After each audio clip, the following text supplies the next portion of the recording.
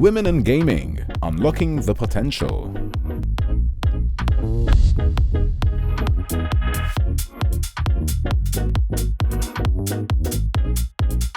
Good morning, everyone, and thank you very much for joining us. Usually when we talk about growth and potential, we talk about technologies, regulations, markets, but we never talk about the opportunities we have internally. It's about unlocking the full potential of people who drive the industry forward. Women still remain underrepresented in leadership roles, and younger generations entering the workforce are looking for something very different than what we've historically offered. So if we don't address this, we risk losing out on incredible talent that could define the next chapter of our industry. So our goal today is to discuss what has to change and why. I'm going to start with you, Jillian. If you could redesign the iGaming workplace from scratch for the next generation, what would you change first, and what has been your experience throughout your own career? So I think if I could design it all from scratch, if I had that ultimate power, I think what I would do for future generations of women would be focusing on leveling the playing field, because I think it's not about giving women special treatment or making us stand out. It's more creating a system where we don't have to be accommodated. We're not seen as a burden, or, and I'm talking particularly from my perspective as a mother. So we will be talking about, people that don't have children as well, but from my own personal experience in iGaming, I had my son about 6 years ago. At the time, I was working as head of content in iGaming. And during my pregnancy, the plan was that I was going to return on reduced hours. Unfortunately, 6 weeks before I was due to come back, while I was on maternity leave, the policy changed, and that was no longer an option for me. So I ended up in a bit of a mess. I had a new baby. I was not willing for him to do a 10-hour shift at daycare at that age.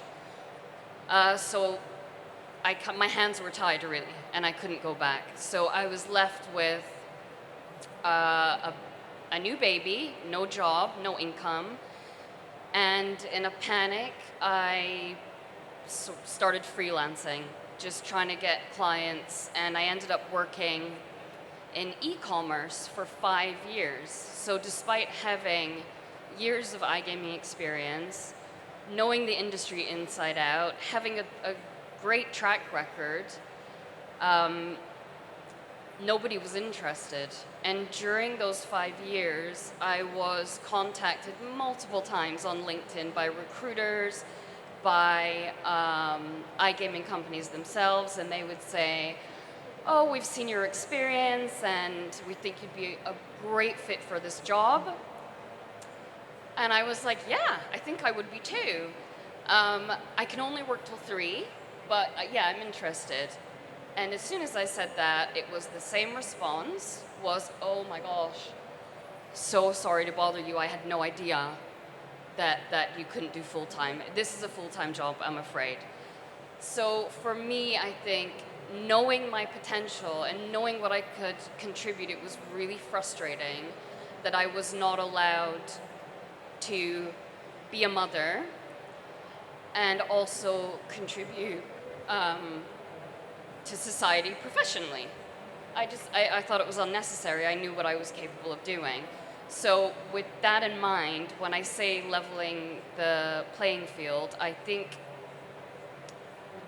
and this applies to everyone, I would cut the working week hours from 40 to 30. I think that it would allow fathers, which I think it's important we talk about, to also raise their children and get to go home and spend time with them. It would allow mothers to not feel this horrific guilt that you feel when you feel you have to choose.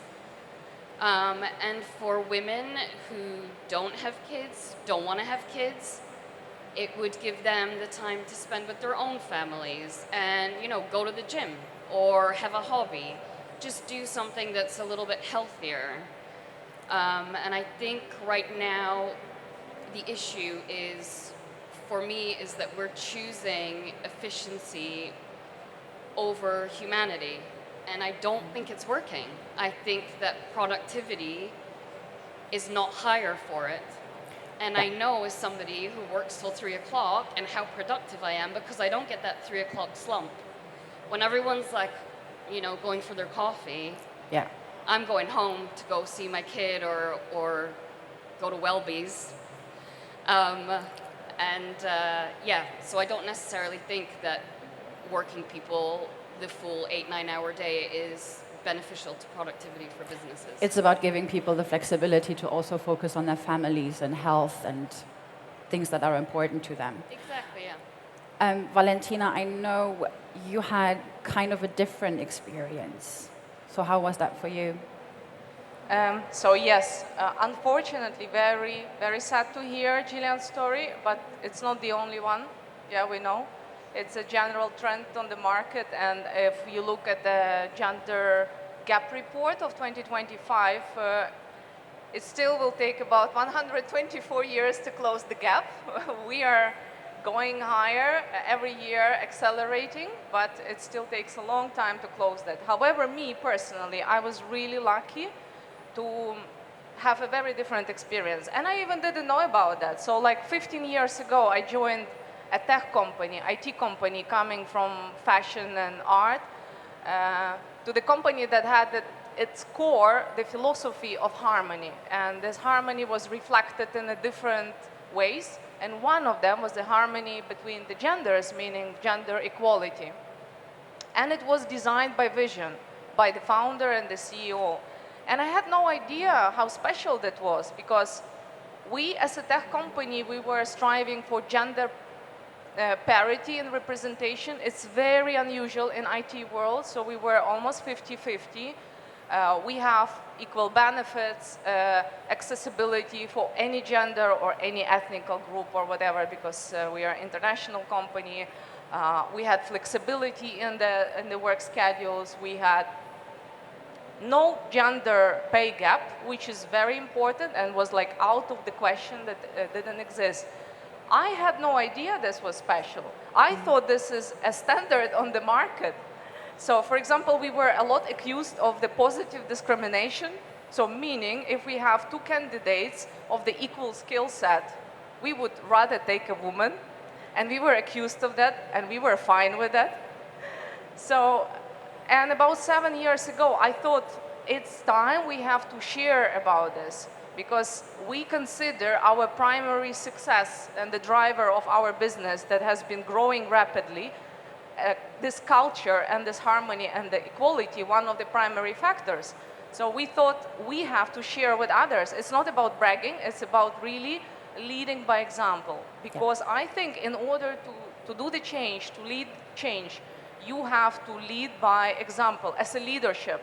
If the leadership is not supporting that, you cannot put the culture in place, yeah?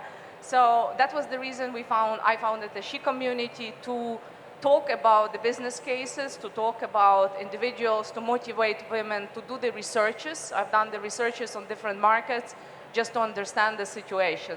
Because we can pull a lot of economical data, statistical data about women in leadership and managerial roles, and how multitasking they are, how dedicated they are. We all know it. So everyone has his men and women different qualities. But just like a simple example, if we would hire a candidate to our company, a man, for example, and they know, because we were known on the market, we are known as a very much people-focused company, and they know we have like equally represented women, it's much nicer for men to work in the environment where you have a natural situation. You have men and women, a balance. And the same for women. So if we hire women and they know we have enough women in the company, they know we have leaders in the company, managers at the company, they know they can be feel safe and feel trusted. So, for example, currently we have, unfortunately, it was not designed like that. We have like, I think 82% women in the top management, so it's a little bit disbalanced. We feel that. We need a little bit this more sharpness and aggressiveness. But yeah, I believe that is the way to go, just leading by example. So we have to change the mindset of leaders, first of all. Yes, absolutely agree. Margarita, in your opinion, things like flexible work policies, how can these things be supportive when it comes to retaining diverse talent, or what other practical changes should companies make? I mean, for example, I know there was a lot of talk about the famous pink quota. There are countries who are saying if your company has this side, you need to at least have this percentage of female leaders, etc., etc. Personally, I'm not a big fan of that, because even though it's an opportunity, it also gives company a way out. And I've overheard someone saying, oh, we're just going to hire a female who we know will say yes to everything, and then we fulfill our quota. But what else in terms of policies can companies do? Yes, so I strongly believe that flexible work arrangements are essential to retain female talents in general. And this, I will do a preamble here, because we know that women brings essential soft skills to workplaces. As you already said, we are strong leaders, with great communication skills, communicators. We have emotional intelligence, which is quite important also. In the previous panel, this was highlighted. But at the same time, women often tend to doubt about their expertise and worth. So even in presence of big experience or big knowledge, we may tend to doubt whether it should be the case to apply for a job or to ask for a promotion. And this self-doubt may come from personal concerns, and this is fine, obviously, this is women and men, but often come from social environment and cultural expectations, because we can't forget that women are primary caregivers for children and for elderly parents often. So I believe that the flexibility policies that focus on flexibility are essentials, because if our employers should shift the focus from hours worked to objective achieved. And we know that women, with the soft skills that I already mentioned, are able to achieve objectives also with less hours, as also our colleagues said. So if I strongly believe that if employees can meet their goals, so it doesn't matter how many hours and where these hours and when these hours are worked, if they achieve their goals and they can so progress and arrive to leadership roles. So for sure, we know that many women opt out of leadership roles because of the lack of this flexible policy, flexible arrangements, let's say, work arrangements. We know that, for example, in Malta, the Maltese law goes in this direction. And I believe that employers should adopt this flexibility in order to hire, retain, and empower female talent. Because we need absolutely flexibility. Because as we said, we are primary caregivers for elderly people, elderly families, and our families, and for children. Another practical measure that I think employers should put in place is encouraging partner of women to take parental leave. So this is quite important to me because, for example, in Malta, both parents are entitled to get 4 months of parental leave until the child reaches 8 years old. And this would allow women to return to work before, to pursue careers or accept leadership roles, because we are fine. We know that our child is cared for. Our partner or our partner, basically. So this parental leave taken by partners of women may be seen as a benefit for men only. And it is a benefit for men, in my opinion, because they create bonds with kids, and they should raise kids or elderly or taking care of elderly parents. But at the same time, I strongly believe that this is going to rebalance family responsibilities, and this is another point. And as I said, empower women and give them the possibility to think about accepting leadership roles in this industry. Thinking about other practical measures our employers and the industry should embrace anyway is to encourage women to invest in skills, soft skills, but technical skills is quite important because our industry rely on technology, and technology is a field dominated by men. We can't say differently. And so I think our employers should encourage training, certifications in order for women to excel in this field, in tech, and so also get leadership roles in this tech. As I said, the gaming industry is still male-dominated. We can't exclude this fact. And so in this case, I think HR teams play a big role, a very big role. They should act in a proactive way. So, for example, they should address cultural barriers, that there are cultural barriers. And so, for example, I will think about training for managers, addressing, as you said, gender pay gaps, which are still there, and and also implementing transparent promotion policies and procedures. So as we know, when there are policies and procedures, it's really important and then these are implemented. And again, I will stress the point that HR teams should also think about implementing internal audits on these policies and procedures to make sure that women are paid and promoted equally to men in similar roles, obviously, who are in similar. I think there was a study last year, and they compared salaries, and I remember looking at it, and one comparison was a CTO role in the UK, and the average for a male CTO in the UK was double the salary of a female CTO. Yes, this may be possible. Obviously, as we said many times, in this global industry where actors as also a global group, we have to see the differences of salaries within the countries, okay? But the example that you bring here is quite a good example because in that country, similar role, similar position was paid differently, women and men. Yeah. So yeah, I think these are mostly the measures.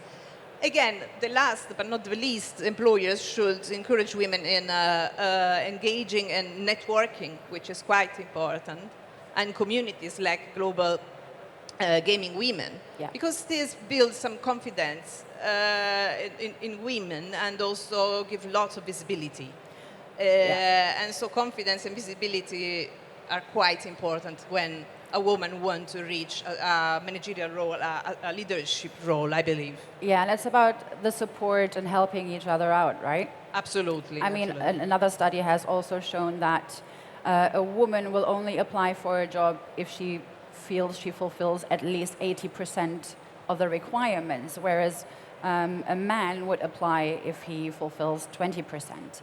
So in my experience, what helped me throughout my career was having that support system and those female mentors to help me and support me, and I still have that. I have amazing women in our industry who I meet on a monthly basis, and we just exchange ideas and we support each other.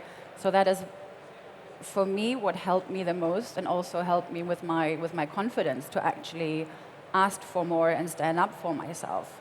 Yeah. So, Christine, have you had any experiences with mentorship and sponsorship programs? Yeah, so I would say mentorship and sponsorship programs can be extremely effective when they're approached with genuine commitment and structure. So in my experience at Media Troopers, I have had amazing mentors from my senior colleagues, and this looks like even just informal ways of sharing their expertise and providing constructive criticism and pushing for me and encouraging me to try and take on new responsibilities and go into new roles. To the point where I think this is a culture in Media Troopers. Like now we see that we have 57% of our heads of departments are women, and 50% of our team leads are also women. So I see this culture within Media Troopers. And then sponsorship takes it to an additional level, which is, it goes beyond just encouraging you in closed spaces. This is people and women in positions of power and decision-making roles that are advocating for you in spaces which you might not be in yet. Again, I've personally experienced this with my own manager, our head of sales. She's constantly pushing for me to attend more conferences or try new opportunities, try different approaches to, partnerships. And this is something that has been invaluable in my own professional development and also my confidence within the industry. I would also say a key part of this of successful sponsorships and mentorship programs is also including males in this conversation. Yeah. And I say this because there are many companies, many people within this industry many women in this industry who are not in these decision-making roles. So it's crucial for men to provide their voices to this conversation to ensure that we have support and encouragement and advocating for women to create these opportunities for us to succeed. Because as all of these women have said, like, we have an amazing skill set that is great for decision making. It's great for providing ideas and making sure that we continue to move this industry forward. And we want to be part of the conversation. We have the skill set. We just need the opportunity to prove ourselves. So it's really part of that. Yeah, it's also about allyship and bringing everyone Exactly. in one room, in the same room. Yeah. Yeah. But then there's also another factor that comes in when we start looking into the future. We know that Gen Z is often described as very value-driven. So a question to all of you: how do you think that will have an impact on the industry in the future, especially considering that they might focus more on companies who match their values rather than anything else, making sure that companies not just promote their values but also live up to that. What are your thoughts on that? I will think that this new generation will help a lot women in this sense, because this generation goes, as you said, to the direction that we want. So inclusion, Diversity. yes. So, I mean, we know that for companies with outdated policies in inclusion, for example, it's really difficult to hire and also to retain people from this new generation, because they really don't mind about being in a company which is stuck with old policies in this sense. We know also that this new generation is very mobile, is very confident. So they really don't mind leaving a company. And in a sector like gaming industry, which is very competitive in terms of turnover, as we know, this is quite easy. So I will believe, again, that this generation will help women in what we really want. So on going the direction of flexibility, on, let's say, equality in the sense, as I said, parentally taken by our partners. So shifting a bit the focus and changing the environment, even if obviously it's quite a challenge to change the environment out of work, so the family environment, the social environment. But these measures may change and yes, rebalance the family responsibilities. And this generation is ready for this, I think. Yeah, I would like to add here, I absolutely agree. I think with the new generation, this inclusiveness is like more of a natural thing to happen. However, we have other problems with Gen Z. We know they have very strong gender-life balance thing, and we have to comply with that. They want to be value-driven. So I think it's important to keep at the core also company values and align with their values. Are they correlating at all or not? So I think this is important. But they are much more open and much more inclusive overall. However, I see another problem popping up and related to all of this trend is, of course, the rise of AI that is now completely shaking the whole landscape of economy, of the workforce. So I think where we have also to think to find the proper way of not just building inclusive culture and environment, but to blend this technology properly at this stage when we are just shaping it, because this is the momentum when AI is storming, and we have to put the proper guardrails for the ethical AI, ethical algorithms, not just within the proper human rights, but as well not to forget the gender equality, proper policies to work the algorithms properly. So we work with AI, and would be, let's say, my responsibility to think about this on the level of gender equality as well, not just responsible gaming or general ethical rules, but also to put in place proper gender equality measures and policies inside. Yeah, exactly. I mean, Gen Z will focus not just on values, they're also going to focus who's more innovative and all these things. So it's something that companies have to prepare for already, because things will change, especially then also considering policies to support women more.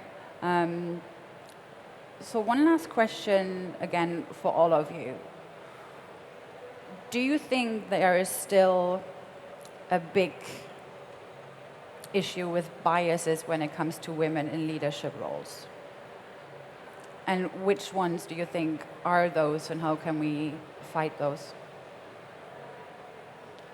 I still think there's a little bit of trepidation or hesitation around hiring women in leadership roles still to this day.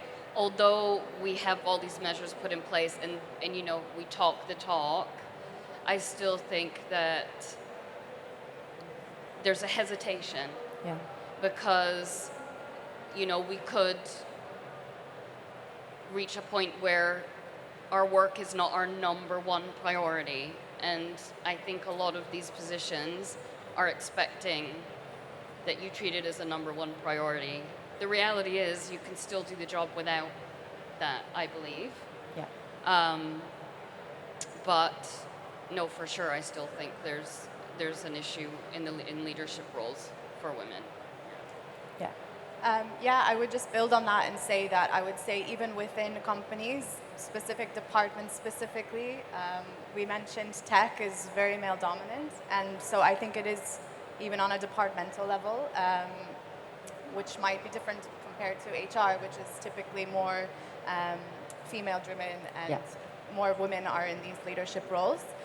So I think it's actually finding a balance even on a department level where we can start these initiatives and focus more on changing these imbalances in certain departments. Yeah, I mean, it still happens that just because you're a woman, people automatically assume you work in HR or marketing. Yeah, exactly. Kind of. I mean, it has happened. And I've also felt as well in some jobs, I've got the feeling that women are assumed incompetent until they prove otherwise, whereas men are assumed competent until they prove otherwise. So I think as well, women have like a lot more heavy lifting to do in the first sort of 6 months to a year of their job to prove that they're able to do the job. Whereas I think for men, it's not as much like that. So that I think if there could be an attitude shift and a culture shift that you've hired this woman to do this job, so just assume she's competent. Yeah, without giving her the feeling she has to prove herself. Yes, exactly. Yeah. All right. That's it for today. Thank you, everyone, for joining us. I hope you enjoyed the conversation, and feel free to approach the speakers if you have any further questions. Thank you very much. Listen, ladies and gentlemen, can we please have a huge round of applause for these ladies?